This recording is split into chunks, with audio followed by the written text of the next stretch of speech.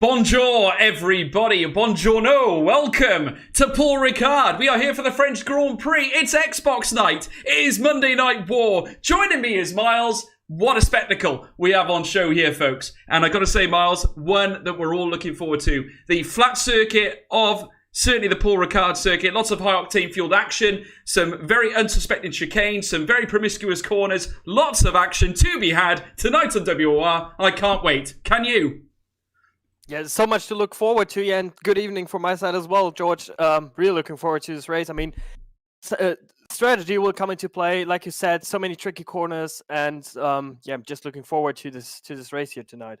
Oh, I cannot wait. I got to say, Miles, I've been on the edge of my seat. We are back yet again here on the World Online Racing channel. It is brilliant to be back. Monday nights mean only one thing. It's Xbox. And surely you guys are all looking forward to watching some of the best racing you've ever seen on this platform. It's going to be absolutely brilliant. I want to say a big shout out to WOR Ryan, who's saying, let's go in the chat. We're going to be going very soon, I can assure you, Ryan. Freddie Markham, oi, oi, hello. Oi, oi to you too, sir. Great to have you on board. We're looking forward to really kicking things up a notch here tonight. It's going to be absolutely unreal. We got some stupendous names here on the Xbox platform, on the WOR YouTube channel. Of course, making their return, SSR Bobbett's in the AlphaTauri. We got Jonas there in the Red Bull. Sink Critch there in the Williams. Not forgetting Keaton Lutt, that is, in the Haas. LVA Brown as well, joining him in the Haas as well. V7E is in the Alfa Romeo. Antoine, of course, 3 times a race winner this season. He is in the Red Bull. Nico in the Ferrari. Ron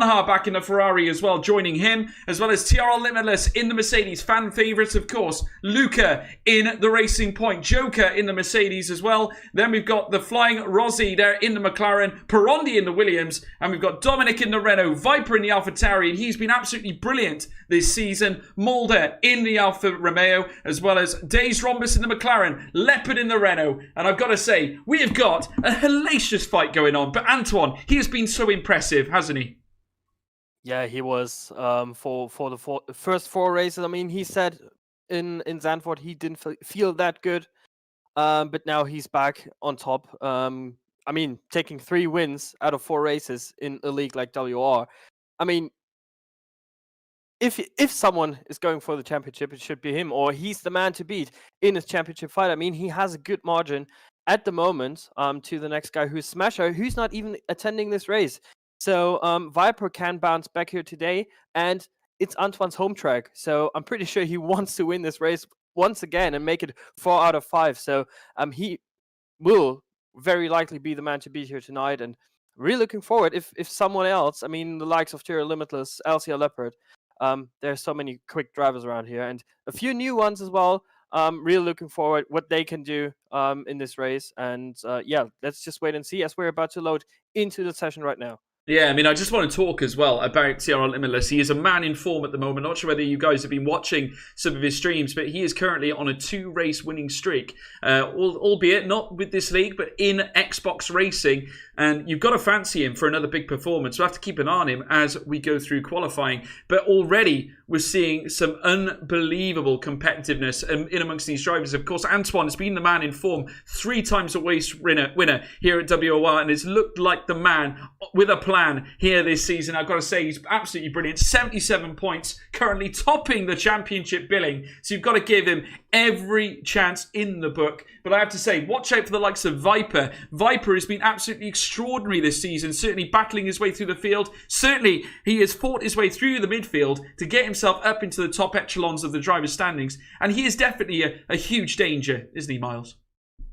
Yeah, so many good recovery drives as well from Viper. I mean, just remember Australia, where he just ran through the field and just barged his way through and came home. I think it was P4, if I'm not mistaken, but coming all the way down from like P16, P17 in wet conditions as well around Australia, where it's not that easy to overtake. And also Bahrain, he had very, very good recovery drive. So even if he's starting from the back of the grid, he will make it into the top 10, maybe even into the top 5 here once again. But I'm pretty sure he will be aiming a bit further up the grid. But as we're about to head into qualifying right now, let's see, George, because tire strategy will be very, very interesting. Most of those guys will go for the softs to hards. But that is really, you really have to conserve your tires if you're going for that. Some guys will opt for the alternative strategy and go for P11. So that will be interesting to see who will actually go for P11 or who will just fully send it and go for pole position here tonight. Yeah, I have to say it's going to be a very fascinating contest. Certainly strategies come into play, and the first man leaving the pit lane is none other than TRL Limitless, of course, a man in form in Xbox League Racing at this moment now, leaving the pit lane, as you can just see him passing the Mercedes safety car indeed.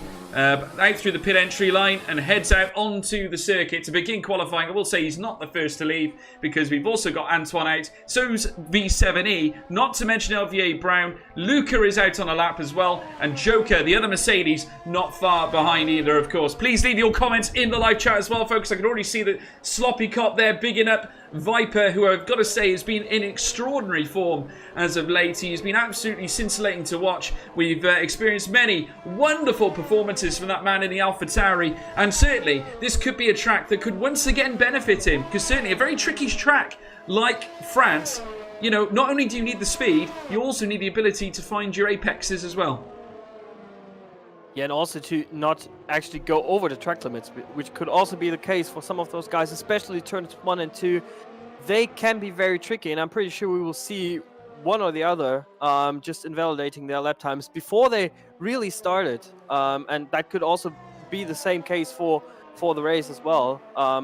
So if you're getting penalties, you could just, being thrown down the order, basically. Is what could happen to some of those guys if they're not careful enough. Just 3-second time penalty, you can just go from, like, let's say P3 all the way to P7 if you're not careful enough. But Elvia Brown is the first one to actually start a lap, and let's see how he negotiates the first 2 corners. As you're following Limitless, I will follow Brown and just see, because he's coming back now from a bit of a technical break. I think we need to call it. Had some problems with his wheel or his pedals. Is now back and really wants to bounce back in this championship. Yeah, no, he's an extraordinary talent, and I have to say he's been certainly humbled by that of technical problems, but he is now back with us here on WOR, in the Haas, of course. And I have to say, it's going to be a very interesting session for him, to say the least. We've got a message from Sloppy Cop in the chat. Who do you guys think will be on the podium today? Well, I think, obviously, Antoine, you've got to favour him on the basis of form. But if you look down further across the grid, I mean, if you look down at the championship table even, it's so congested, isn't it, Miles? If you look at it, 41 points to Pinecone in P2. Of course, he's not here today. Unfortunately, Viper's on 44 points. You've got Smasher there on 46. Of course, he's not here today. Syncrich is not out of the running. It is so tight for those top 3 positions. Certainly, if you look at P2 right now, Antoine, really, the only clear man currently out in front. And obviously separated by near enough 20 to 30 points. I'd say more 30 points than 20. So it's absolutely amazing to see that he's got such an advantage. But of course, that's going to be extremely necessary if he's going to find himself at the top end once again. As he now comes now across the line, we're watching LVA Brown, and he lands a 126.968 to kick us off here, Miles. Yeah, it's a very, very good banker time there from Brown, but immediately gets beaten by Jakey, we to dead. That was a very impressive lap. Let's see what Limitless can do, slotting into P3 in front of Antoine, which is a bit surprising to see, and that just underlines the point you just made. It's very unpredictable at the moment here. Lutz slotting into P5, Joker at his first appearance here in Tier 1 into P6, and it's just interesting to see how the drivers will do here and how they also will approach this very, very tricky very tricky circuit as well. I mean, setting a banker lap over 26.8 and the 26.9, you already have something in the bag, and it will be definitely very hard to for all the guys to beat that time. But just getting that banker in is very important, and several guys doing that. 9 drivers already set a lap time and make that 10 now, and Jonas will be in the next one, approaching the final couple of corners, as Lutz also is he has set a lap time. He's currently sitting P6, and Dace Rhombus, who's also new to Tier 1 racing here in WR, is also aiming for something to go up front. Jonas slotting into P9, not really where he wants to be, I'm pretty sure. No, and we're just watching and riding on board, in fact, with Viper in the AlphaTauri. Now looking to try and nestle his time on the board. V7E still on top though, 126.881. That of course being JKB, currently on top, bombing indeed. There, P1, lovely stuff for him. And as we now watch Viper coming around now into the final sector, runs off the curb there quite a bit, and surely that will be hampering for him. But you can just see how much he's throwing the car around the circuit. Such a wide circuit here at France. We've got such a variation in the calendar. It's unbelievable, of course. If you look at the Hungarian Grand Prix circuit, it's so tight and almost requisite of Monaco without walls, as people always say. As we now watch the AlphaTauri now coming down the stretch with the DRS. Rear wing open now across the line for Viper to nestle in his first time. And nothing in the offing. I think that might have been an invalidation. Yeah, it was very, not the best situation to start in. I mean, like I said, you want to get that banker in, and he also crossed the line just to get that banker in, I think. Let's just quickly have a look. Is he pushing? No, he's definitely not pushing. He's just going over the track limits, like so he can get 3 more laps in. That was just his banker. Let's call it his banker. Just to have a time on the board, just to have a time you have to beat. That is what he did there. But several guys about to start the laps. Bobbitz is the first one, I think, followed by Luca is the first one actually. Followed by Bobbitz, and Ronha is not that far behind either. So several guys already on their second attempt here, and that should be due to some track invalidations, and surely not how you want to start this session, especially for the likes of Luca, who also joined this league. I mean, he was in tier 2 last week. Now he's tier 1. That is surely a step you have to make, and I mean, let's see how he can do. There are several guys making the step up. Mulder as well, who's currently sitting P7. So I think he was leading the championship in tier 2. So he just wants to show what he can do here in tier 1, and he's doing a superb job at the moment, sitting P7, just behind like the really top guys on this game. Yeah, I have to say, WOR has a legacy of bringing out the best in Xbox racing. And I have to say, once again, we could be in for a season just like that, indeed. Just look at the competitiveness at the top end. Certainly all within the matter of 0.2 of a second in the top 3. And of course, Antoine not far behind. And you can just about guarantee that he's going to be up there for dancing come the end of the session. We've still got over 10 minutes remaining here at France. And I have to say, it's always inspired some excellent pace and lots of incredible overtakes as Luca now comes across the line. And he will go P8 with a 127.439, so not too far out the way at all. Approximately just over 6 to 7 tenths of a second from V7E. Of course, JKB, who's currently on top spots, and the Racing Point will be pleased with that early offering. Of course, on his own here today, so it's all on him. And how much pressure does that bring when you're the sole man representing a team on the grid here? I mean, on the one hand, of course, if you're riding alone, you really have to make something up, but you don't really have to look for your teammate and just have the talk with him to actually go for a strategy call. As Nico with a very impressive lap time there, George, slotting into P4. His teammate Ronha just did a 26.7, but that was invalid as well. So that is also not something we want to see. Ronha unable to set 2 lap times now, 9 minutes on the board still. But yeah, I'm pretty sure championship-wise it will be a very, very interesting one. And if Antoine can get within that, like let's say onto the podium, then he will be surely running away with the championship a bit even more, unless Viper can slot into P1 there. But at the moment that's not looking very likely, as I think you could say Viper is always aiming for the lower position so he can run through the order and get the driver of the day on Twitter every single week. Well, I tell you what, if he can do the same as what he's been doing this season, you'll certainly be a surefire favourite for that. But I got to say, 2 different styles of racer. Here comes TR Limitless, likes to lead from the front if he can. Doesn't mind a scrap though, this man. He's, I got to say, relentless when it comes to battling through the field. He runs over the curb slightly there. Now that could be damning for his lap. I know he's been pushing throughout this sector, and indeed he winds into the pit lane. It just did not go to plan there for James Doherty, but he's back in the pit lane now. Still remains in P3, so still hot property there with over 8 minutes remaining here in qualifying. LVA Brown out on the lap 2, and of course looking to try and topple the Alfa Romeo retarded is Keenan Lutt there across the line with a 126.835. Absolutely scintillating stuff And I have to say, just literally cripples V70 by sheer margins there. Incredible, near enough half a tenth of a second the difference. But that won't matter to him. The Haas is on top spot. Haas, P's 1 and 3. Yeah, he just recently came back to league racing, and now he's just showing why I think he's leading. If I'm not mistaken, he's leading challengers at the moment.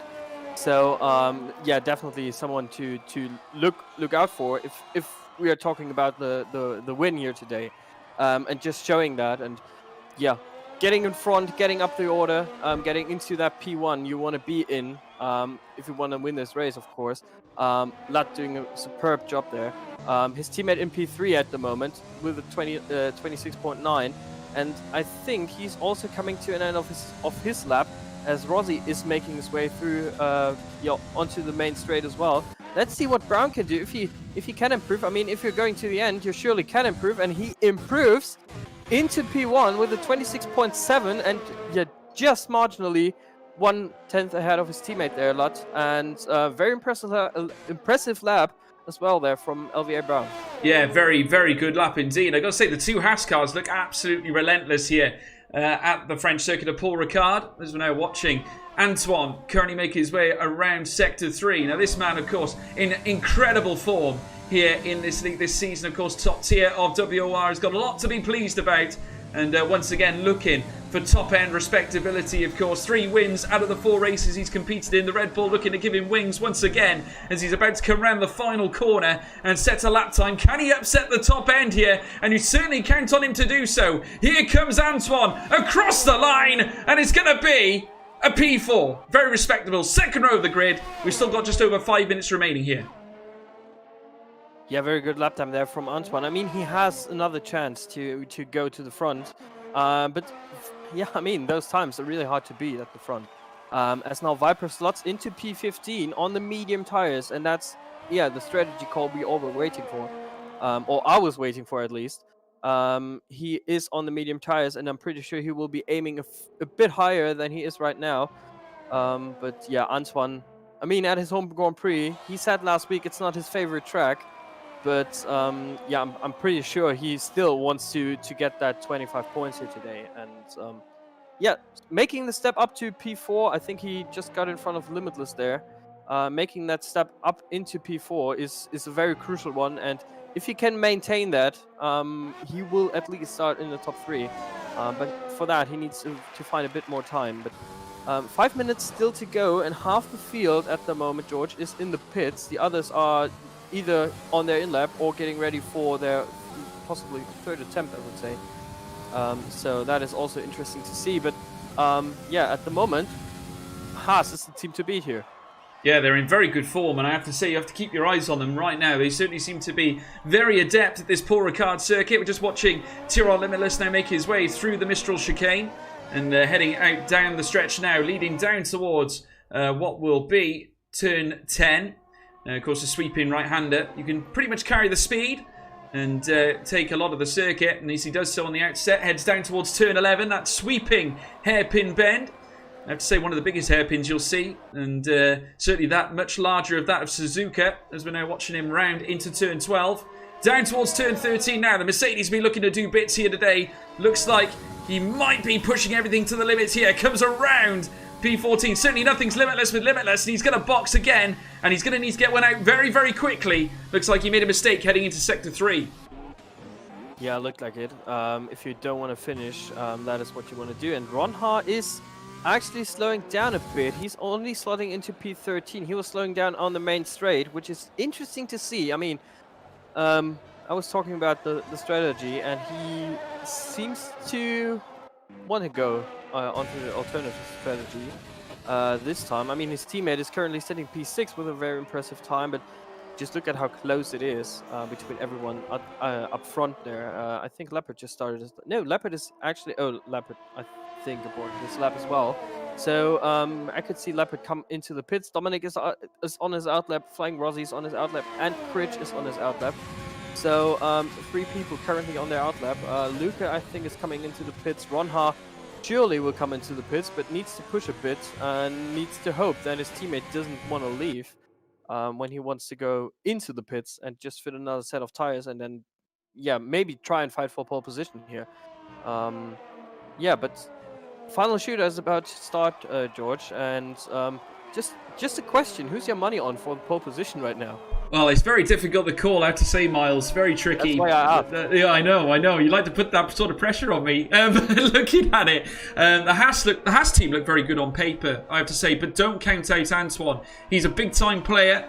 I've got to say, most of the times we've seen him lead from the front, of course, and that's getting pole position and certainly scrapping his way to the top. But I have to say, he's, like I say, a big-time player, likes to make the moves when they count, and certainly given the amount of space that's on this circuit here at France, overtakes will surely not be out of the question. They seem to like moves being made down the stretch leading down towards the Mistral chicane, that of course being between turns 7 and 8, but you can also get them heading into turn 10 and it can look absolutely beautiful heading into that right-hander. Of course, if you catch the airflow right, tuck it in the inside, you can easily whittle your way through and land yourself in front heading into turn 11. It's absolutely stunning to watch. Lots of people love it for the photograph value of making overtakes by there. It does look absolutely stunning. Antoine is out on an outlap now, just slowing down his car, preparing for his fast lap. We got LVA Brown. The two Haas cars are currently out as well. Everybody's going out now with just over a minute and a half remaining here at France. Please leave your tips in the live chat, folks. We want to hear from you. Who do you think is going to be on pole position come the end of this qualifying session?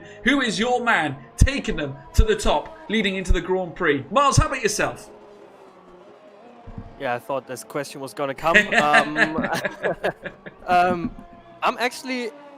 Let me quickly have a look. I think I'm going with Lut here today. I'm pretty sure he can improve on his lap time. He did, but I also saw Brown. I saw that on Twitter with a 26.4. So he has 4/10 he can make up. That will be interesting to see if he can maintain that one. But my money's on Lut. As Critch.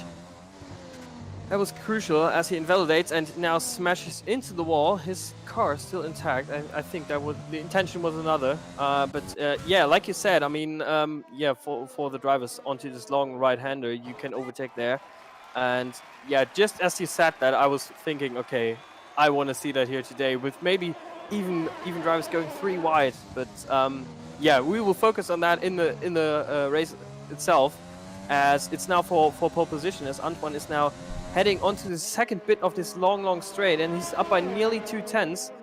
That wouldn't be enough for the time being to beat LVA Brown, but let's see what he can do in the final sector. Yeah, the Sector 3, obviously very crucial. That is where a lot more of the testing cornering comes into play, and naturally that is where certainly the margin for risk and error becomes greatly enlarged, of course. Very easy to traipse over a line, obviously invalidate your lap, but not only that, losing crucial time, because running on the curves, losing traction, everything is vital. You need all the pieces of the puzzle to fit together in order to benefit. As now Antoine comes across the line, Lut stays at the top end, finishes his session of qualifying as Antoine comes across the line now, and that's P3, second row of the grid, goes up a spot. So improvement nonetheless from Antoine, puts him in the fray, that's for sure. We got Tyrrell Limitless now, about to come across the line as well in the Mercedes. The Black Arrow looking to light things up yet again. Will he do just that as he comes across the line? And it's going to be P5, he will remain. The Black Arrow, the Mercedes. In behind as well, Nico coming through as well into Sector 3. We got more names littering the top end. LVA Brown is in Sector 3 as well, looking to maybe topple his teammate here if he can. He's on the outset now, that Ben heading around the next right, soon another left will take him into the final corner. He's just going to round turn 14 now. He bails into the pit lane, so Lut out of danger at least for now. Luca on his flying lap 2 in the racing point. Now what can he land the Pink Panther on here today as Jonas goes up into P5. Sensational for the Red Bull. Joins his teammate up in the top 5. Here comes the Pink Panther of Luca coming across the line. That's going to be P8 there for the sole racing point car here on the grid. And that's the end of qualifying. Electricity here at Paul Ricard here. Great job from everyone involved. I mean, Jonas jumping up the order at the last minute up to P5. Nico also very impressive lap time in P7. I think he needed that, but Lutz getting pole position by 0.02 of a second on his teammate. He was unable to set a lap time in the final shootout. Maybe he pushed his limits a bit too much. Antoine getting that P3 in front of JKB and Jonas, who just beat Tyrrell Limitless for P5. But Critch not in the position you want to be in P10, but Mulder in a really, really good position to go for the alternative strategy. And then do something about that coming from there. But very impressive lap time from everyone. I mean, just look down the grid. 7.5 tenths is the gap between P1 and P18. Absolutely, but still leaves a very big feast for a race. And I have to say obviously some big news, obviously relating to some of the drivers we're seeing here tonight. Luca, Joker, Rhombus and Mulder, all of them moved up from Tier 2. So they've come and joined the party here at Tier 1, which is extremely incredible to see. And a pleasure to see as well. Always nice to see the up-and-coming drivers entering the fold. And as we make our way into the race now, it's going to be a great opportunity for these guys to really show what they can do here, Miles. It is. I mean, that's why they made the step to go into Tier 1. Especially the likes of Luca and Joker and Mulder as well. I mean, he was leading the championship in Tier 2 and making that step early in the season. I mean, there's still some points on the board for him. And if he can show himself what he's capable of, I'm pretty sure that's a boost in self-confidence, even if you're only making that step into Tier 1. But let's wait and see. I mean, qualifying is one part and the race is the other. And you have to deliver when you're here. As Nico sadly left the session. I'm quickly trying to get him back. But session is about to begin. And really looking forward to it, George. Well, it's going to be interesting. Overcast conditions by the looks of it here at Paul Ricard. We're just waiting for them all to load up now. I expect they'll be looking at the setups, looking to prime themselves ready for the start of this race. Obviously, lots of... It's going to be very interesting. Obviously, when it comes to league racing, obviously the competitiveness is at its highest. And naturally, all of these guys will be fighting for positions. And soon they'll have the formation lap to warm up the tyres and get themselves ready for the off. But I have to say, this table, these drivers certainly looking to really make a name for themselves here. Of course, with only Antoine here today, Smasher out of the picture, of course. It leaves us potentially some new faces up on the podium.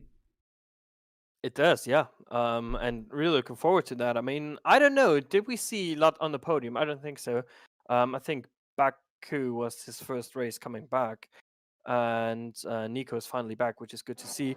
Brown also, I mean, he had that technical difficulties.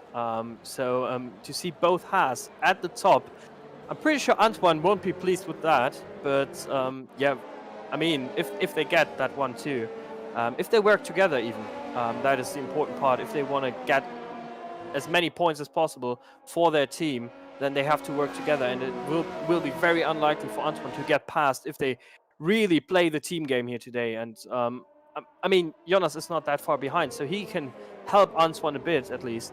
But just interesting to see. Just having a look at the tire situation at the moment, George. So top 10, of course, on the soft tires. Bottom 10, all on the hard tires. Yeah, pretty much an even split across the board. And it's going to be a true test for all those drivers out there. Of course, a very different challenge for those on the softs. Of course, they've got to try and maintain the pace as the traction wears off.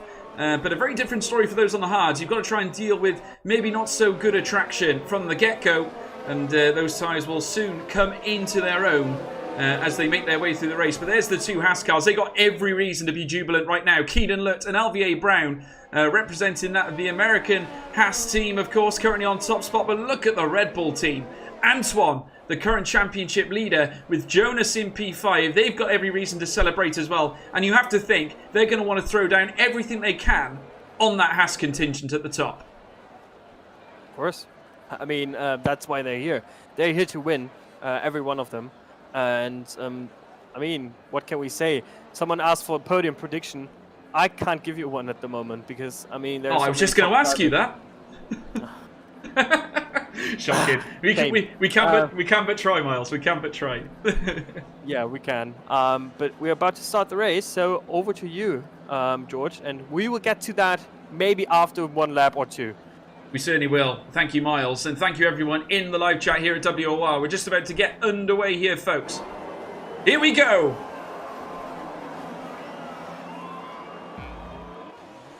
Second light, third light, fourth light, the fifth light. And it's pedal to the metal. Go, go, go, go, go, go, go. CRG Lutt getting an extraordinary start there. Cuts across the inside of his teammate there. Alvier Brown settling in for second best. Opens his up here for Antoine now. He's found a gap. He goes wheel to wheel but gets through. Does the Haas car of Alvier Brown. In behind the two Red Bulls clashing there, looking to try and gain at least a little bit. Tyrrell Limitless with an extraordinary start, moves himself up into approximately P5 position. Absolutely unbelievable, all nice and clean. Phenomenal scenes here, Miles. Phenomenal scenes, and also at the back, so many position fights. I mean, Nico's all the way down to P10, but that is good to see that he's not dropped even further. Look at this, Miles. Look at this. We got a battle here between Sinkrich and Luca right from the get-go into the Mistral chicane. Wheel to wheel. The Williams squeezed out, just could not find a way. Critch had to almost give it up there. Luca was not leaving him any room. He said, no way, sir. No way. The Racing Point stays where he is. I'm the sole Racing Point here today. I'm getting these boys some points as they run the next right-hander now. Down towards the next right-hander, certainly here at turn 11. Sorry to cut you off there, Miles, but I've got to say, electricity right from the start. Yeah, definitely, and no worries cutting across me. I wasn't getting that, but I was looking further down the grid, and exactly doing the same right now as Rossi just lost the car, is all the way down to P19 behind his teammate. Yellow flag, and that's a big margin to make up. I mean, 6 seconds nearly, even more. He's losing even more time, so that is not something I want to see at the start of or at the end of the first lap, but Lutz getting a very, very good start there in front of his teammate Elvier Brown. Antoine sitting P3, Tyrrell Limitless getting the better of Jonas, and Leopard already up into P7, so making up 2 spots, which is, yeah, something we are used to see from Leopard, because he's also very good at recovery drives and making up the positions when they're opening up, and he's doing that right now. I mean, now he maybe hit a board there as the top 6 are really at the top of their game at the moment, but maybe Leopard can take advantage of if something happens at the front. Yeah, well, look at this now. Sinkrich under extraordinary pressure. What Nico now taking the outside line into the Mistral chicane. Not able to get a move done just yet. But look at this. The switchback could be on. And I got to say, the traction, the prancing horse, the Ferrari looks absolutely menacing here in lap 2. And making his way down. He certainly carries a lot more straight line speed into turn 10 now. As they round the next right-hander. No move just yet. A lot of history here between Williams and Ferrari, of course, dating back to the 90s, where you would see the likes of Michael Schumacher going at it with the likes of Damon Hill and Jacques Villeneuve. Once again, they're opening things up. Not forgetting Montoya as well, back in the early millennium, as they come wheel to wheel again. Once again, still Sinkrich hanging on there. Absolutely incredible stuff. Already from the get-go, the battling has been absolutely thrilling. What a way to start a race here at the Paul Ricard circuit. It is, yeah, definitely. And Nico needs to make up those positions. I mean, he lost them because he just couldn't warm up his tires because he had to rejoin the session. And now he's in P10. I mean, he has that gap to the likes of Dominic behind, but they are on the hard tires, so he really has to get on with his race and maybe get in front of Critch. I mean, he showed that over one lap he has the potential to slot into P7, but for the time being he has to work with P10, which is, I mean, if we're starting P7 on the grid and then have to do all the work coming from P10, that is not something we want to have. But now he's just saving some ERS, I think, and maybe he has a go on another lap, but that was a track invalidation there, I'm pretty sure, and that was a warning. And there was someone going wide, and that was Tyrrell Limitless, and Jonas and Limitless now side by side through this long right-hander, George. Exactly what we're talking about. Yeah, we did. We spoke about turn 10 being an opportune moment, but Limitless not letting him go. They go wheel to wheel, but the Red Bull takes advantage. The Mercedes had to relent, and that little incident there pretty much typified that exact maneuver. And Tyrrell Limitless now losing out of place, and now he's at the mercy of his old title challenger. And of course, battler, Leopard. How many battles have we seen between these two in the past? I'm pretty sure they had a coming together at Bahrain, of course, where Tyrrell Limitless had to go off. It got very close between the two of them. Both Leopard and Limitless have such an amazing history when it comes to championship battling. And once again, we could be seeing another fight on the cards, but I'm sure Limitless will be having other things on his mind. He wants his P5 position back. I'm sure he'll fight until he gets it back. Yeah, I mean, he gained that position at the start, but Jonas now taking advantage of one mistake Limitless did, and that just shows. And have we lost Brown? Oh, we did. Shocking scenes here in lap 4, and indeed he's in the wall. He cannot get out.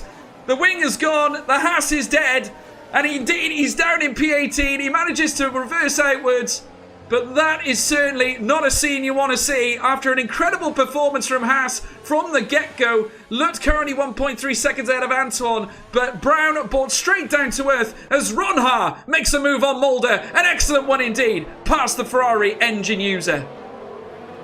Yeah, very good move there by Ronha, but yeah, just shocking to see what happened there to Brown. Let's hope it's not another technical failure, and there was hopefully just a mistake he did himself, because I'm pretty sure he will be fuming if it's another technical issue he had there. But I mean, Lut now has a bit of breathing space. 1.3 seconds to gap to Antoine.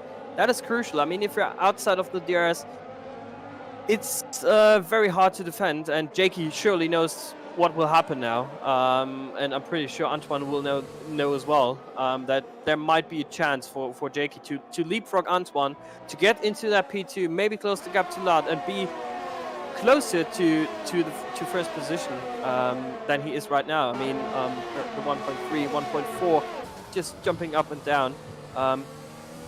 If you're sitting there and have the opportunity to get into P2 very, very easily, you could say, you might want to take that, as Brown now gets a 5-second penalty for, yeah, and I'm pretty sure he won't be pleased with what happened there.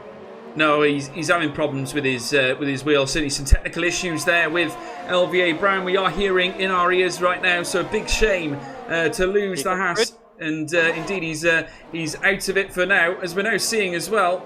A battle between Viper and Dominic, and indeed, Viper there, he strikes, moves into P10, and Sinkrich off the track. Oh my word, a wheel collision there. A real dangerous re-entry, as we're now seeing a three-way tussle. Dominic now going 3 wide with what looks to be Viper and Critch as they make their way around turn 10. Once again, that's where all the action's happening. Viper, as we get an onboard view from Sinkrich, takes the inside line, has a little look down the inside of the AlphaTauri, cannot find a way through. Dominic now holding them up, manages to recover after that little scare. And the Williams, after that entrance, God, that got very close for comfort indeed, Miles.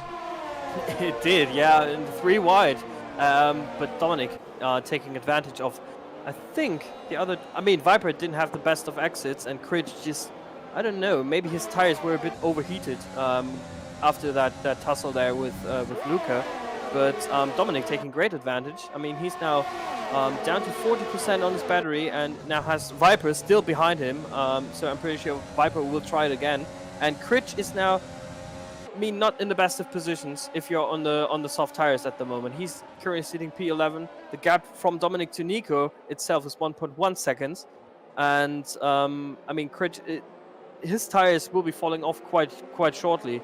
And yeah, that's not the position you want to be in if you're on the softest tires on this track. Here they come. Antoine, Here they come. We got Viper now making a move on Dominic now on the inside, heading into the Mistral chicane. Certainly the AlphaTauri not losing any sleep here, rushes through and takes P9. He's now up into top 10 proper. Dominic now at the mercy of Sinkrich, who is showing extraordinary pace and should still have some usability on those soft tyres as they come down towards turn 10 again. I think he might be a little bit patient. Wait till turn 11. Dominic still hovering all around Viper. The AlphaTauri looking like he might be in danger. Tries to hold the inside line. And you see there Critch just being a bit using formation. It comes on the inside. And an incredible manoeuvre. Just tucked it through the thinnest of gaps. Brushed over the curb and left the Renault in the dust.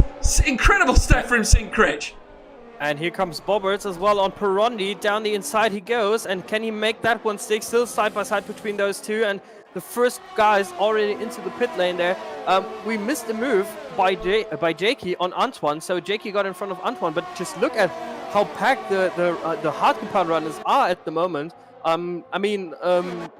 It's Viper leading them, followed by Critches on the soft, and then it's Dominic leading them as well.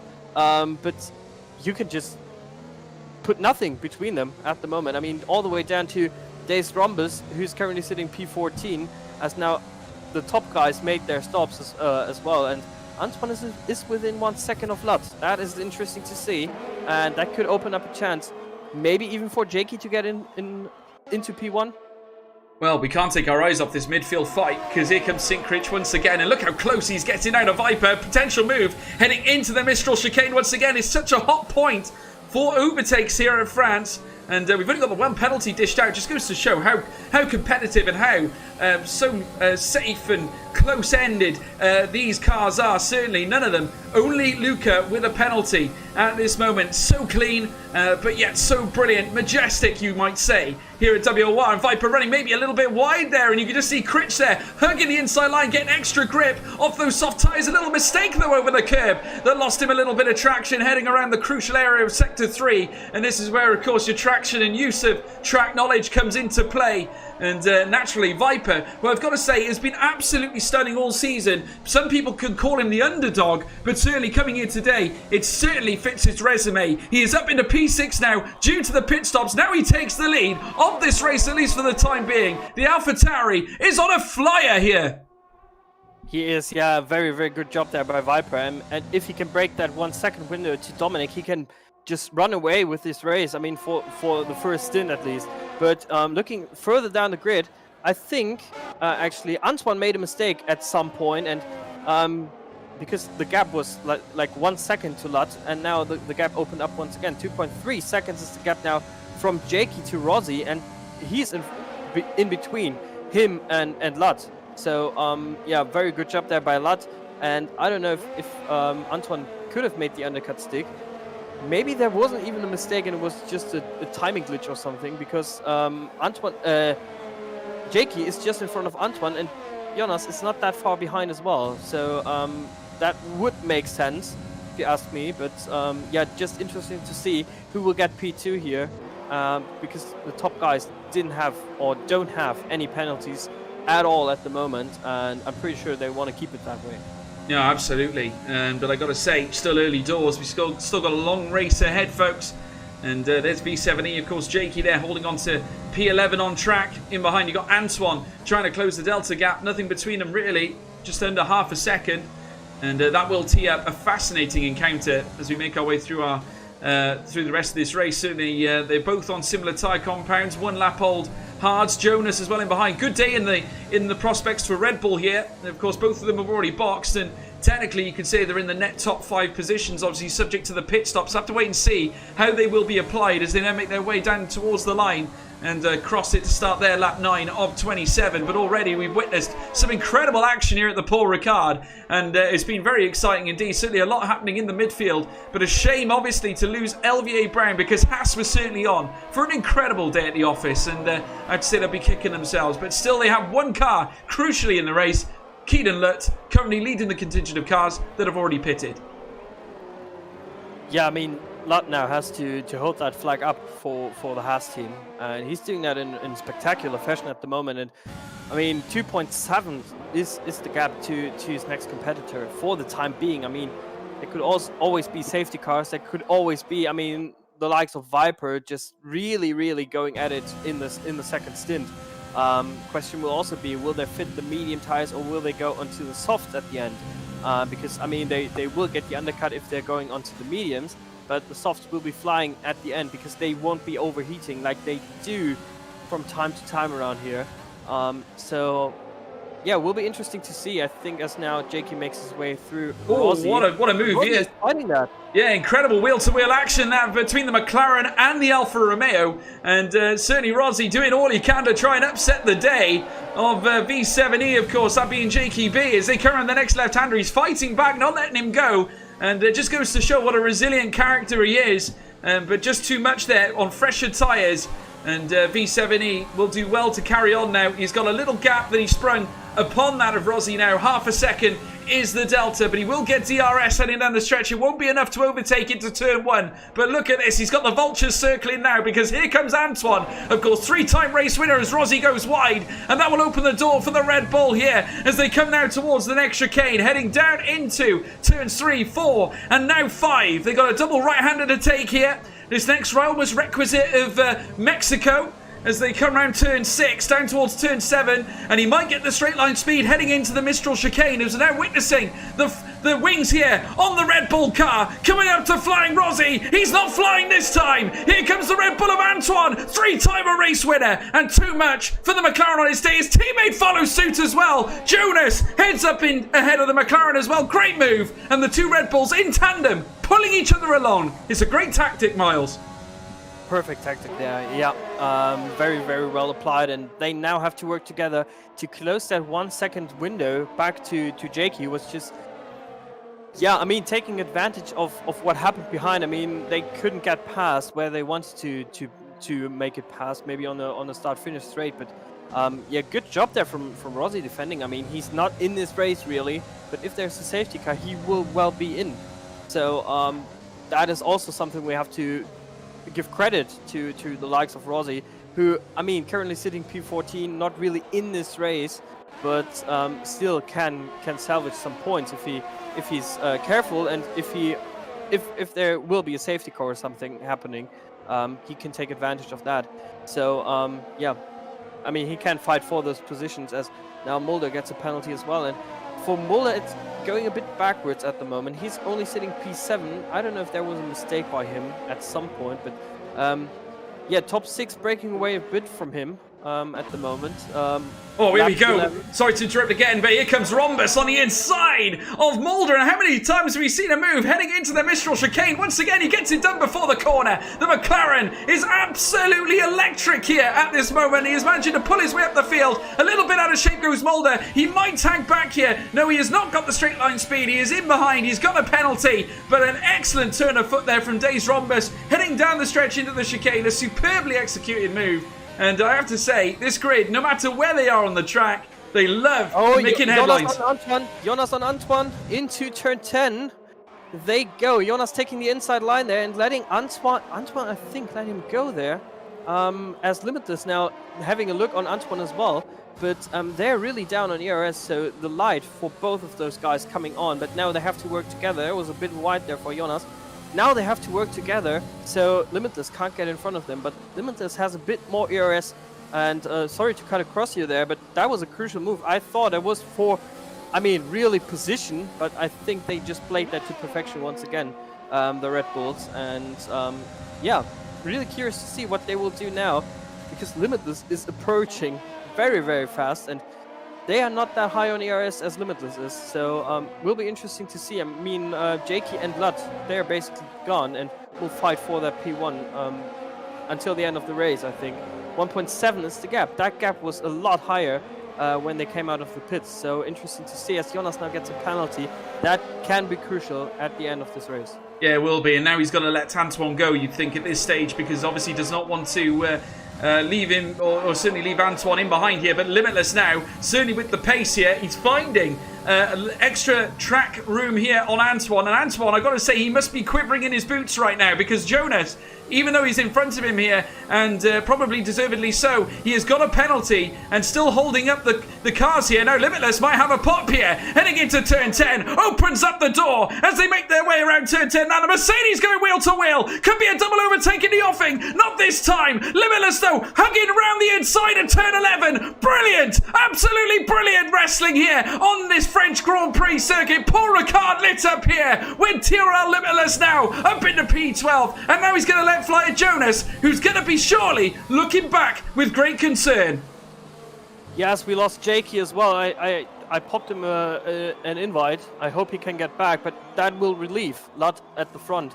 And Jonas now into net P2 for the time being. Limitless, there was a move for the podium, sliding into P3 then, and Antoine now into P4. Let's hope Jakey can get back within that race, because, I mean, if he is where he, or if he would rejoin and would be where he is right now, that would be interesting for this race, because he can also put the pressure on the guys ahead. And now let's see if Limitless can get in front of Jonas. I mean, he used a lot of his ERS to actually get in front of Antoine, and Antoine surely just wants to get in front of Limitless once again, and that will be the interesting part, to actually see if Antoine can get in front of Limitless, or if there will be a bit of teamwork once again between the Red Bulls. Absolutely. Well, they're going to need to figure something out very, very sharpish, because, of course, Jonas having a penalty certainly works in the favour of TRL Limitless, and the way things are stacked right now, the way Limitless is going to be thinking about this is that Jonas is holding him up here, because all he's worrying about right now is Keaton Lutz, who's currently leading this, or at least net P1 for the time being. The delta gap between Jonas and Lutz staggered at 4 seconds, and so that's 4.6 by reckoning of TRL Limitless as well. So we're going to keep an eye on this, folks. This is going to be a very fascinating rest of this French Grand Prix. We're going to wait and see how things unfold. Naturally, with the traffic unfurling, it certainly seems to me that it's going to be a nice, easy move up into P1 for Keaton Lutt. But don't forget, still a long way to go. Plenty of opportunity in the offing for track limits to be breached. Very tricky to keep the car within the lines in France. Obviously, a lot of hidden apexes, hidden corners here that could really catch you off guard. But it's already been a very fascinating affair. And I've got to say, your guess is as good as mine. Is it a case that Keaton Lutt is going to take this victory the way things stand? I mean, as it stands right now, I think his biggest, or his two biggest competitors are gone. With LVA Brown, who we sadly lost earlier in this race. With, I don't know, I was looking on Twitter, I couldn't find anything, so that's just a shame to see. And now Jakey, who disconnected, that is also something I wouldn't want to see. As now Nico goes down the inside on Leopard. That is interesting to see. Leopard is not really on the pace here today, and Nico just shows where he left off, or just continues where he left off in qualifying, and then had that, yeah, I mean, very, very sad incident with dropping out of the session, and now he just tries to recover. He's currently in that P4 though, George, which would be, no, P5, excuse me, in P5, George. So he's doing a superb job at the moment. Although he didn't score any points throughout, I think he's taking part in several leagues and he didn't score any points because he just switched off the line. And so credit to him as well, sitting net P5 here at the moment in this grid. Just credit for him, as now I think the final guys are coming into the pits. There's Rhombus is continuing on for one more lap, but after that I think everyone has pitted. Oh, Rossi isn't in as well. Well, we're just watching now them head down into turn one. Leopard in jeopardy of losing another spot here because in comes Luca, who has been rapidly trying to rise himself up the grid order, and he's very prosaic. I have to say, no fear in chucking a car up the inside, but just looking behind as well. St. Critch back for more, and we saw him tussling out with the best of them, of course. He's had a good season, St. Critch. If you look at the point standings, he's currently P4 in the championship, obviously subject to whatever happens today's race. 31 points in the offing, 46 in behind Antoine as things stand. And as they now make their way down the stretch, St. Critch can open up the DRS here, potentially a move in the offing, as Luca manages to find a way on the outside now of Leopard. Wheel to wheel now into the Mistral chicane, but still Leopard hanging on. Off the track there slightly. They're shoving, they're pushing. The racing point comes through. St. Critch catches them off guard with the bind shut, but still wheel to wheel are Luca and Leopard. But Luca with the upper hand as they round through turn 10, and the Viper is back as well. He's going to chuck it up the inside of Leopard into turn 11. The door is wide open for the AlphaTauri. Too wide now with Luca. Leopard sends it wide, and yet the AlphaTauri still wheel to wheel, clutching his outside. Coming through the next left once again, the AlphaTauri with the straight line speed. Beautiful manoeuvring here in sector 3, and he's done it. He's done it. Phenomenal exchange there. Leopard has paid the ultimate price. He's lost 2 places. Well, 3 in that lap alone.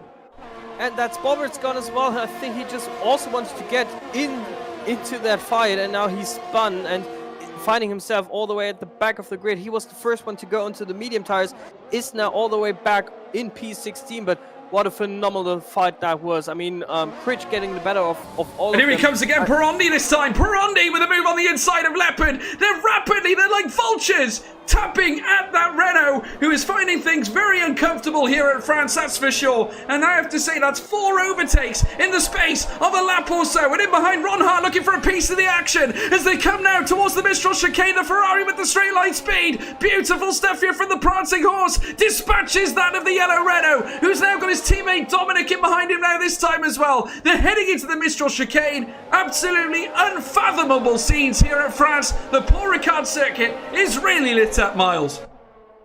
Yeah, I mean, it's not really in the real F1, but on this game. And here's Dominic. On the F1. Once again, so Leopard is only going backwards.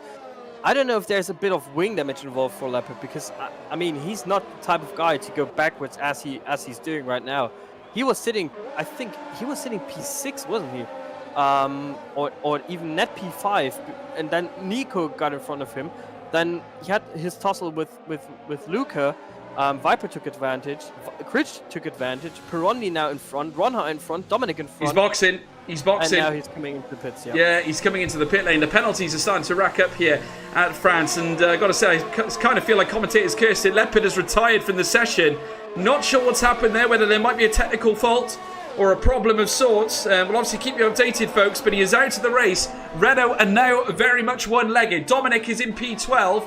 Ronha now trying to tag on the back of Perondi, and I must say getting mightily close to the Williams, of course, coming around the next left-hander. And Perondi, all he has to do is open the door, and this Ferrari will pile drive his way through. Luca there in P9, currently sort of quaking in his boots, watching all this unfold. Ronha, a very unrelenting figure, a phenomenal racer, and certainly can battle wheel to wheel with the best of them as they come now down towards the next chicane. Certainly Viper once again looking to strike on St. Critch. We've seen so many battles with these two in the past as well, as the AlphaTauri looks extremely effective around this circuit all of a sudden. Certainly seems to be more comfortable on the medium tyres, Miles.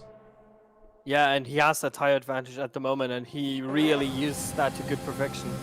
And look at this. Like he always does. Look at this. St. Critch once again on the inside. Looking at Rosny now as it comes on the inside. Slips it through. Incredible. Absolutely incredible. Wheel to wheel. The two great British constructors. McLaren and Williams going at it. St. Critch. Phenomenal. Up into P6. Beautiful manoeuvre heading into Sector 3. And I have to say, we're seeing a lot of it right now. It's absolutely thrilling to watch. And who said? Somebody said France is boring. I don't think so. Are you there, Miles? We seem to have lost Miles. I was muted. Never mind. Yeah, I mean, on the F1 games, it's always great to have that track, and it just delivers week in, week out. Every time we go into France, it always delivers. And just with the alternative strategy, the likes of Viper, he's in a very good position at the moment, and also the likes of Perondi and Ronha. I mean, Ronha, we know that he's mighty quick, but he just couldn't manage to actually go further up the grid. Yeah. Here's Perondi. Perondi on the inside now. Once again, moves galore here at France, folks. We're keeping it up for you, at least for now. Luca in jeopardy here as Perondi sends it down the inside. Superb. Into the Mistral chicane. Just how many times have we seen these moves being pulled off down this stretch? It's either happening into the Mistral bend at turns 8 and 9, or it's happening into turns 10. And here's Ronha now, looking for a piece of the action as well. Comes in on the inside of Luca there. Shizu Luca in jeopardy. It's bringing the Williams back into play. We got wheel-to-wheel action between Viper and Critch as well. Phenomenal Grand Prix this is. Viper down the inside, heading through the next left, and he has to relent St. Critch. Not in sync at all. Viper goes through up to P6, and that just typifies his performances. But once again, wheel-to-wheel. St. Critch not leaving anything to chance. He's going to slip it down the inside, heading into the final corner. Still wheel to wheel, heading in through the entirety of Sector 3. Beautiful. A little wiggle though from the rear. Cost a lot of traction there for St. Critch. Viper holds the position. An incredible exchange between two of the best drivers in this WR league. Phenomenal battle. Phenomenal battle, and it continues between Perondi and Ronha. Dominic now getting the better of Ronha. Luca trying to fight back on Ronha, so it's really kicking off right now. And we got more as well. Luca trying to tuck it up the inside of Joker there, and he got so close between the two Mercedes power cars. And amazing to see. Joker, of course, looking to try and dig himself up the order. And he might do just that, because a little mistake there from Luca. Once again, wiggling the back end. And the Mercedes this time will look to take him at the Mistral chicane. Absolutely unbelievable scenes here at France. And he's only gone and done it. Further up, Dominic on Perondi. The Renault powering through in the absence of Leopard there. Certainly doing the team proud. He's up in a P8 now. And certainly fighting up in the points positions. That'll be a mighty 4 points in the offing for Renault. But Perondi, I'm sure, will not be done just yet. It's surely going to tee up another fascinating encounter with just over 8 laps to go. It's going so quick, Miles.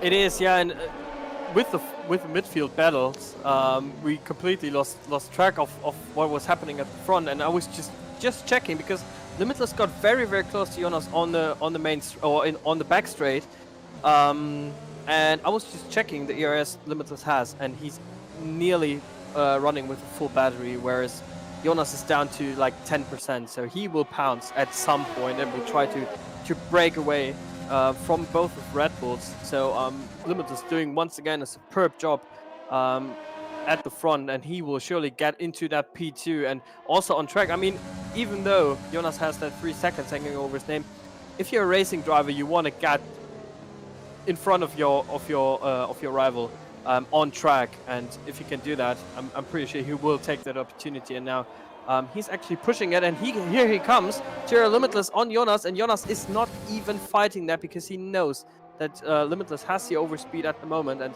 now is maybe the time for Jonas to do the same thing Limitless did and just harvest some ERS, as now Viper also gets the better of Nico. And Viper, once again, George, I mean, we said that in the during qualifying, he's once again a superb job coming back from the back of the field. 10 places he already gained.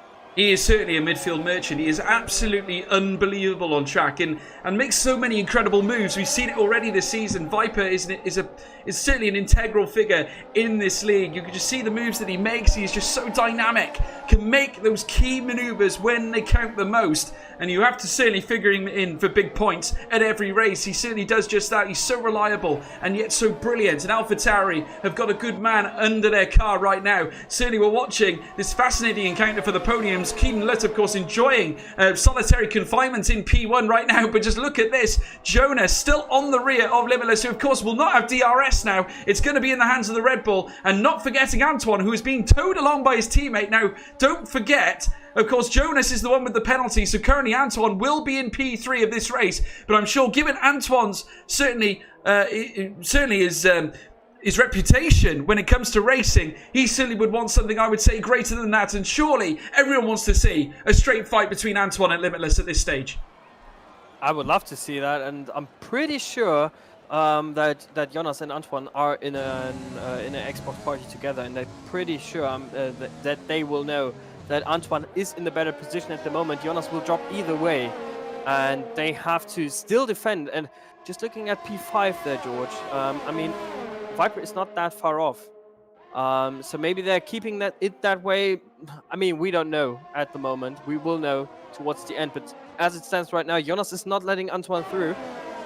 Maybe for the better, for Jonas to get into P4 at the end, because Viper's approaching on those relatively fresh medium tires. I mean, he will have the tire advantage and will be faster than the guys in front of him, Limitless, Jonas and Antoine.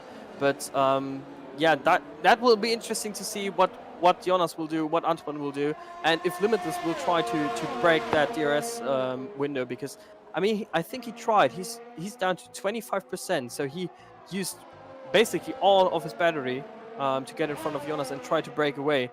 But nothing for him doing there. But yeah, now we're on lap 22 of 27. And it calmed down a bit, but I'm pretty sure that won't be the last fight we've seen for position, especially in the midfield, which Nico is leading at the moment. But with 6 seconds worth of penalties, he might be dropping a few. Yeah, only 5 laps remaining here in this race. It's been a phenomenal visit here to the Paul Ricard circuit. We've seen lots of action in the midfield, folks. I hope you've all enjoyed it at home, because we certainly have enjoyed it here. We're currently watching now, witnessing, shall I say, Jonas trying to tag back at TRL Limitless, and nothing separates them at the moment of this moment in time. Certainly half a second is all the deficit. And don't forget, Limitless has no DRS at this stage, but Jonas will have, and he's towing his teammate Antoine along. Red Bull in a very, very good position right now, and I have to say they'll be looking to close and try and maximise on the points, of course, that Haas could have had the opportunity to garner, of course, with Brown's early exit. That has certainly stripped them of the chance of a 1-2 here. Keaton Lutt currently looking in a very good position. That delta time has not broken 4 seconds at all. So I'm pretty sure in my statement that this is going to remain the battle. Certainly, it's going to be a battle for P2. Limitless currently holding on to it for now, but just keep an eye on the Red Bulls, because surely, given their experience, their professionalism, their speed, they're going to be up for a fight here. They want that position, of course. I mean, I would do anything else if I was one of the Red Bulls. Just saving a bit of ERS and then maybe pounce at the end. And maybe they even will work together, so Antoine can get in front of Limitless while Jonas is battling him. So that could also be an aspect we might have to take into consideration if they're going at it. But for now, I think Jonas is not really in a position. I mean, he's saving some ERS. You can see that.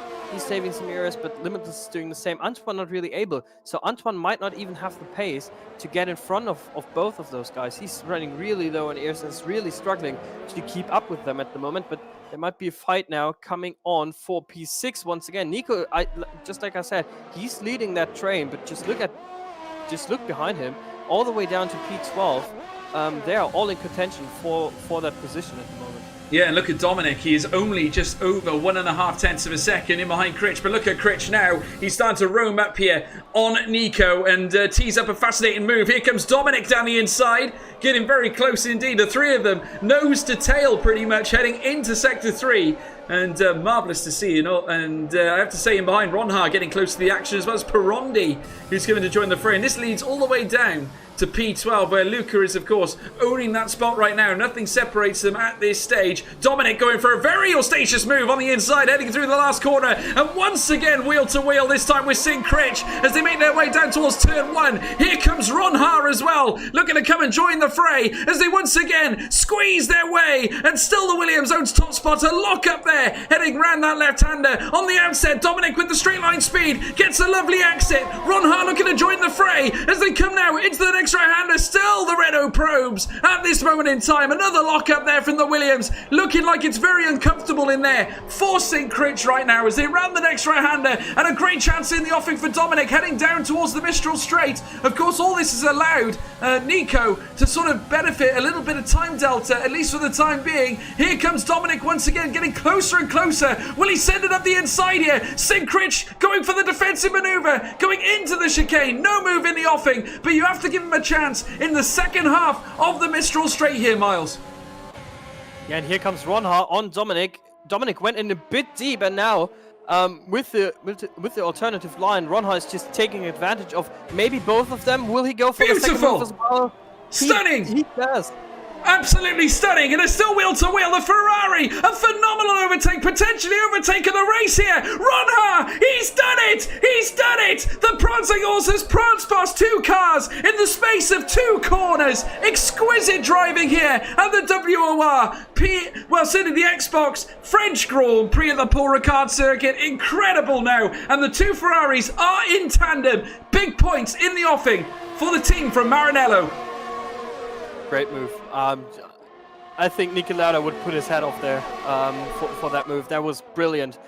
Just like I said, taking advantage of Dominic, and I think Perondi just made a mistake there. And yeah, yellow flag due to Perondi making a mistake. I don't know what happened there. Ronha now getting a penalty. Oh, all the hard work he just did there. Yeah, he has to do a bit more than that right now. I'm pretty sure his teammate won't fight that too much. For P6, so Ronha can get in front of Nico here, and Nico's just letting him go. And yeah, now Critch is in the position to actually try and make up some positions as well.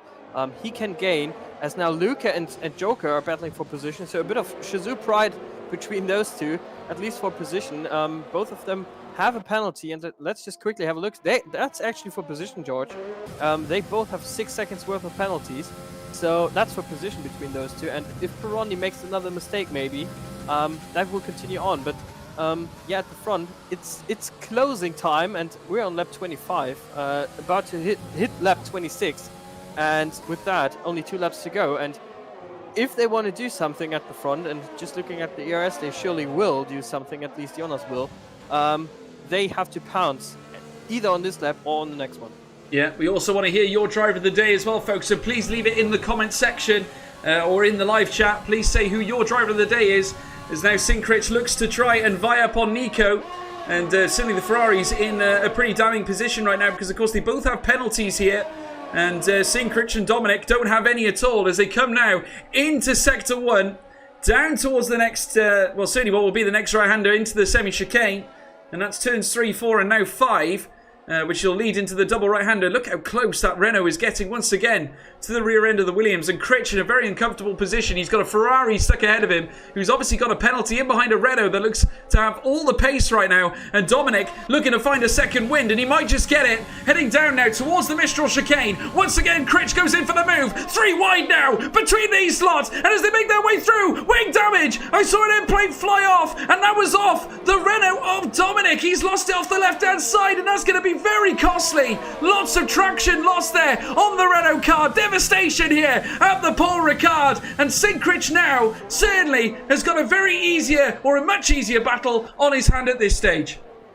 He does, yeah, and that was, yeah, a very, very crucial move for Critch to get in front of Nico, and Dominic wanted to go through as well, and Dominic now with wing damage. Nico's car, I think, is still intact, but yeah, still not where you want to be if you were sitting P6 for the majority of this race. Now he's yeah, sitting P9 with 6 seconds worth of penalties. He will be dropping maybe behind Pironi, because Pironi has no penalties whatsoever. And now I think we should jump with to Jonas, who's yeah, setting his eyes on Limitless, but I don't think there's anything for him to play for. Antoine is dropping off massively there, George. That is interesting to see what he will do. He can't keep up the pace. Maybe he just has to look after his tires a bit too much, or more than he would like to. Well, it's going to be a very, very devastating blow if Antoine can't get himself into the podium, of course, and not an ideal scenario there for the Red Bull, but they are currently P3 and 4. Jonas, even with the penalty, could yet still stay on the podium, which will be unbelievable. I'm not sure how many penalties he's got. I've got rumours that he might only have 3 as Flying Rossi sets the fastest lap. And I've got to say, big hat tip there. Niffy Gaming goes for WOR Mulder 28 for Driver of the Day. Of course, please leave your comments in the live chat as well, folks, as now Keaton leads us around the final sector here at the Paul Ricard circuit. He led from the start. He's leading to the finish. It's been a textbook drive here as he rounds his way around the next right-hander, round the next left now. The Haas car has been absolutely exquisite. He will not finish alongside his teammate, but Keaton nevertheless will cross the line. He's going to cross the line here in France, in P1, and take the victory here at the French GP. Amazing stuff. Limitless has a puncture. Limitless has a puncture. And a puncture for Limitless, and that drops him down to P3. Antoine scoops up a P2 as well. Amazing scenes there. We missed that altogether, folks. Tyrrell Limitless down into P3 with a puncture on the last lap of the race. Heartbreaking there for the Black Arrow, and he's down into P3. Antoine, by the skin of his teeth, up into P2. What a finale here, Miles. What a finale, yeah, and Lat taking the win in superb fashion. I mean, yeah, sad that Brown wasn't there, that Jakey wasn't there as well. But that is heartbreak for Limitless. I was following Antoine because I was sure he was just gonna let Jonas have that P3 in the end, maybe to keep the championship a bit more interesting.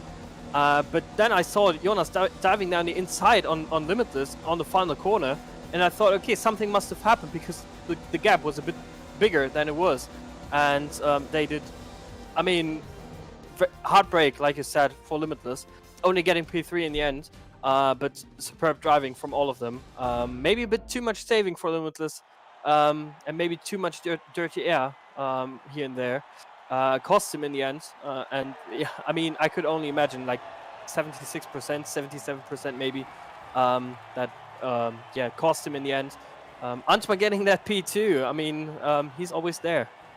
Oh, absolutely, and it was so special to watch, and certainly a perfect performance from Keaton Lut as well to secure the victory here today. And I want to give a big hat tip as well to Viper, who certainly never fails to light things up here in WOR. But Keaton Lut is your winner. P1 here for the Haas driver. Antoine there in P2 as well for Red Bull. Tyrrell Limitless after the puncture down in P3. Jonas finishes a 2-4 for Red Bull Racing. Viper, what a tremendous drive. P15 up to P5. He's certainly going to be my driver of the day, up into P5. P5. Tremendous drive indeed. Ronhar as well. Another great drive. P18 up to P6. Sinkrich P7. Dominic P8. Perondi P9. Days Rhombus there in P10. Nico P11. Luca P12. Mulder P13. Joker P14. Rozzy in P15. V7E Jakey. Of course, we lost him earlier on in P16. Bobbett's down in P17. And we had DNFs as well for Leopard. And of course, LVA Brown.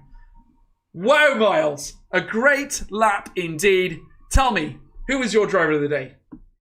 Oh, that's a tricky question. I mean, if you're winning this race in such amazing fashion like Lat did, you normally would have to go with him. But today, I think I'm going to go with Viper because once again, a recovery drive. He's the man of recovery drives, you could say, and he's doing a superb job doing them. So my driver of the day surely goes to Viper here today, and maybe next week will be the same. But until then, I mean, Lat and Antoine now have joined us. So over to you for the interviews. Yeah, interviews now here, folks, and we are very glad to be joined by both Keaton Lutz and Antoine. We're going to start with Keaton Lutz, of course, the winner of today's French Grand Prix. Keaton, welcome to the conference room. I'm going to call it the interview room, whatever you want to call it. A tremendous victory, Keaton. I got to say, led from start to finish, pretty much. It was a very textbook performance. Great for Haas. Talk us through it. Did you feel confident right through it? Yeah, first of all, thank you for your kind words. But I would say I felt quite confident for the majority of the race. Just the last two laps when I had like 80% or 79% wear in the end, I was just a little stressed. I might get a puncture. But obviously that didn't happen. I was driving very consistently. I didn't do any extra moves on the steering wheel, as those could have actually ended up me getting punctured. So, yeah, just very happy to be back on top and, back to league racing pretty much. Yeah, it's great to have you back, and obviously what a way to be back in style as well, and certainly around a track that isn't the easiest, and obviously the I'd probably say one of the widest tracks on the calendar. I mean, just talk us through the difficulties around the French GP. I mean, obviously track limits can be an issue due to the fact, not because of the track, because obviously it's a very wide track, as I just previously stated, but obviously the apexes are quite hidden. How difficult is it to nail down a hot lap around a track like this? Very difficult, very difficult. But yeah, practice helps. I practiced quite a lot for this. I did a few hours today, a few hours yesterday, and that obviously helped me. I found a good rhythm in the race. I obviously got pole, which was very good. A little bit surprising because I wasn't looking the quickest in the practice, but obviously I hooked the lap up when no one else did, and I mean that was the difference today, I guess. Well, it was a tremendous effort, and I have to say it's really sort of capped off a great performance indeed. Obviously, looking ahead in the calendar, you must be feeling, I suppose, very confident as to the future. It was a shame, obviously, that your teammate did not make it to the end. Just talk about how brutal that is, because obviously you could have finished with some very serious points for Haas today. Yeah, it's very unfortunate for Brown. I think I was in a party and he got a wheel issue. His wheel turned off, and that's just unfortunate for him. And same as with Jake as well. I think his monitor turned off or something, and he just pretty much gave up at that point, leaving the session or something like that. So yeah, some unfortunate situation happened in this race, but that's not going to come in my way. I want to, like, if I win, I win. I'm going to be happy with it. I'm not going to look at others. I'm just going to focus on myself and trying to improve myself to the future. Go into the future as well, and just trying to be a better driver every race. Well, we got a cult classic coming up next at Silverstone. What's the confidence like around a track like that? Obviously, again, a reasonably wide circuit, but some technical corners. Maggots and Beckett's can be quite treacherous, and of course, Stowe, a very good opportunity for an overtake. Obviously, leading through the rest of the season, it's still very early days. Points there to be had. Is it a case that we could be seeing you fight for the title? Let's hope so, I guess. Like, I'll obviously give everything to get the title, like, as always, but I feel like it's just too far. These guys are too consistent, and I've missed 3 or 4 races, so that's a bit too much. But obviously, I will give it a try, and just trying to keep up the momentum and finish the season in style. Well, I've got to say, you had a tremendous drive today, and we'll look forward to seeing more in the future. Congratulations. Thank you. Well done. Thank you. Onwards to our second place driver, and I must say, plucked it out of nowhere. Antoine, welcome back. Another podium, P2 this time. But I have to say, you must have thought this wasn't coming. Yeah, pretty much. That was quite a lucky race for me. I was expecting four, but I messed up the last corner, so I lost like a tenth, and it could have been pole. But my race pace was quite, excuse me for the terms, but quite shit. I was so slow, and I pitted lap 6, and the tire wear was such an issue, and I was nowhere on at the end of the soft skin. So, nah, to be honest, I had 2 warnings at the end of lap 7, so it wasn't ideal. I was like 60% of my pace, so it wasn't ideal. Yeah, quite a lucky race, I would say, because yeah, Brown, as Keelan said, had a wheel issue. JD has a puncture with like 7% tire wear less than me, so yeah, and JK got disconnected because he had the black screen, his monitor turned off. So yeah, I could have been P5 or P6, and it's P2. So yeah, that's a lucky race for me. I will take that. That will maybe pay off for the end of the championship. So yeah, lucky results. Unfortunate for JD, Jake, and Brown. They deserve more today. So yeah, I will take that. Yeah, was there an actual strategy lined up in terms of between you and Jonas, of course? Because Jonas had a penalty heading through the race. I thought that perhaps there might have been some team orders there. You might work together, maybe let you through so you could give JD a bit of a hard time. But certainly that didn't seem to be the case. Was it the fact that you did not have the pace during that race? Was it a conscious decision to let Jonas go because he had that little bit of extra speed? Yeah, it was really the target because I was quite slow. That, as I said last week, it's not my favorite track to race on. Qualifying is quite okay, but the race pace is quite awful for me. So yeah, it was a team order. I just let him by and just try to stay in the DRS, save my tires. I just drop off by like 3 seconds for the 2 last lap because my tire were like 80 or 82% at the end of the race. So yeah, lucky race, and yeah, it was a team order to let Jonas by and try to stay in it 3 second time to grab his P2. Well, a grandiose recovery nonetheless, but obviously looking ahead, obviously plenty of tracks, as I just said to Keelan. We got Silverstone next, and obviously, once again, different track, different technicalities for different reasons. Obviously, heading through the circuit, lots of twisting corners. Stowe, like I said before, tends to be a very good opportunity for an overtake. But looking ahead, you must be looking at Keelan thinking, prospect for a title challenge, perhaps. Yeah, Keelan, as I know, is really quick. So those Jake, so those Jonas, so those Brown, so does Smasher, who didn't race tonight, unfortunately. So it's quite a strong read. JD is also super consistently, super quick around Silverstone and other tracks. So yeah, it's gonna be tough in the end. The worst track for me just raced. I just raced on France tonight, so it's quite good for me that France isn't here anymore. So yeah, that's some good tracks to come, and then I'm quite happy that this is some good tracks to race on for the 7 or 8 last races. So yeah, I can't wait to race on those tracks like in the future. Well, I got to say, great recovery and an excellent P2 finish. Well done. We'll see you, I'm sure, Thank next you. week. Yeah, well done. Well done. Moving on, the AA truck has just popped by and JD has just popped out. James, a very complex race. I'd say I probably didn't expect that puncture at the end, judging from what Antoine was saying. Yeah, no, GG to Antoine, GG to Keelan as well. Really good races from them. Yeah, in that race, I went for a very, very aggressive setup because I'd done a few races on this game now around France. So definitely went for a setup that was just very, very fast in the race, very good on the top speed, which I knew would be worse on tyres. So at the end there, I was really just trying to get within 3 seconds of Keelan, just in case he picked up a penalty at the end, because we were closing in very, very quickly. And yeah, unfortunately, I think, I don't know if Antoine said he had more tyre wear than me, but I think the puncture model in this game there's not really much I could have done because it's pretty random. It can just go at any point from 70 onwards. So yeah, it was just a little bit of a gamble, but I'd rather try and get the win than lose second or something like that. So yeah, not too disappointed in the end. No, I have to say, given the complexity of where you started, it was obviously not an easy task. I mean, you were up there in the midfield. Certainly, lots of vultures around in the middle of the classification. So it certainly was a tough ask. Just talk us through that race, because it looked like it was getting harem scarum through the likes of turn 10. A couple of three-wide situations, a wheel to wheel on the odd occasion. You must have been quaking in your boots on the odd occasion there.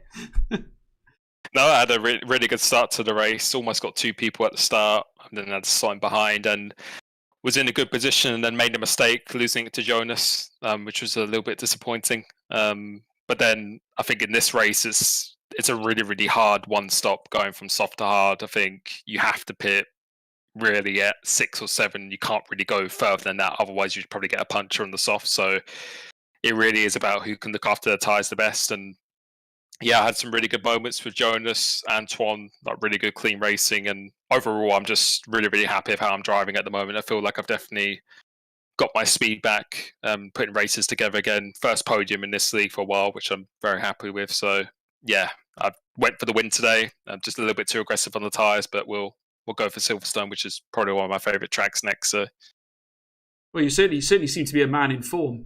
2 wins on the spin, obviously in a prior league, and obviously you've come here once again, another podium. You must be feeling great. How's the new sim rig? Is it feeling good?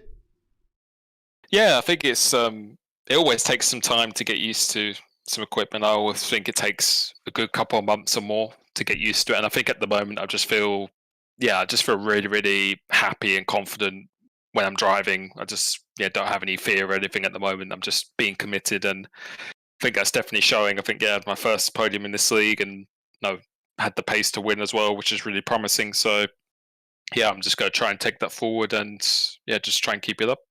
Well, I have to say, you certainly look to be a hot property at the moment, certainly given the wins and the current podium position. So we'll look forward to Silverstone certainly next week, as I'm sure you will too. So congratulations on an exquisite P3 finish. Well done.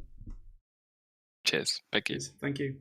Well, Miles, another tremendous day of racing, and certainly here at WOR, Monday nights never seem to disappoint. It has been a phenomenal race once again. Paul Ricard, what a track. People said it would be boring. It certainly hasn't been. I mean, like I said at the beginning, I never had a boring race whenever I commentate, and I've done several races on this track. I mean, it's not that fun to watch in the real F1, but I mean, surely on the F1 games, it's one of the best, I would say. I mean, people might disagree with me, but for my personal from my personal experience, it's one of the best. And if France is on the calendar, I always look forward to that race because I know it always delivers. Oh, without a doubt. I mean, I've got to say, they took full advantage of the width of the circuit. Plenty of 3 wides. They came into the Mistral chicane. Loads of overtakes around that portion of the track. Heading then up towards turn 10, where, of course, you see the sweeping manoeuvres down the inside. And you get that beautiful camera shot of them coming through. And you have to say, a lot of that was the story of the race. But looking at it on paper, so many cars. We had quite a few cars that started from the rear of the grid, managing to whittle their way to get places. I'm looking at the likes of Ronha and the likes of Viper. Viper, very impressive today. But also look at Ronha. Started where he started, made his way all the way up through the field. It was a prosaic drive by both of those today. Certainly, do you see France as a great opportunity for those who may have not qualified great, that they can finish great at the end? Yeah, I mean, just showing that the alternative strategy was maybe the better strategy to be on, because also like Limitless just said, you really had to conserve your tires in the first and on the softs, and also like we saw in the end, his tires they I mean one tire blew, so you really had to look out for your tires if you were on the normal strategy, starting on the softs going to the hards. And the other guys, the likes of Ronha, like you said, and Viper as well. I mean, what a recovery drive once again. Just not having to look after their tires that much, because they could go onto the hards for like 13, 14 laps, fit the medium tires, and then go through the field, because everyone else had to look after the tires. They were on the hard tires, so they were a bit slower naturally, and they just took great advantage of that. And I mean, just hats off to especially Viper once again, because maybe he will need to pick another name, like, I don't know, Mr. Recovery Drive or something. I don't know. He's a relentless figure, and I got to say, he brings a lot of enjoyment to the broadcast as well. An extra little bit of spice, a little bit of needle that we like, certainly when we see a driver working their way up. But maybe we'll stick with the AlphaTauri expression. Maybe do a Pierre Gasly and work his way up the grid, because, of course, Pierre is known to do similar things. I have to say, very, very exquisite. But, folks, I want to say a massive thank you to everybody. I just want to say we peaked at 82 live viewers tonight on the live stream. So a big thank you to every single one of you who have actually supported WOR and supported the build of the YouTube channel here for this league. It's been an extraordinary journey so far. I've been loving every minute of my first experience on Xbox, and I personally would like to thank you, the viewers, for all your support. Every live stream is absolutely worth it. It's a pleasure to bring you the coverage every Monday night. WOR, the place to be for your Xbox racing, certainly here on a Monday night. And of course, not forgetting PlayStation on a Friday. Be sure to be there for the French GP on Friday as well, where we see the PlayStation drivers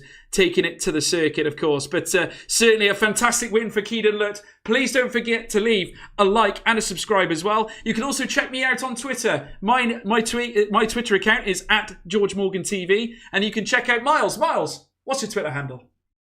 My Twitter handle, like always, @TSRMiles, just one word, and that's it.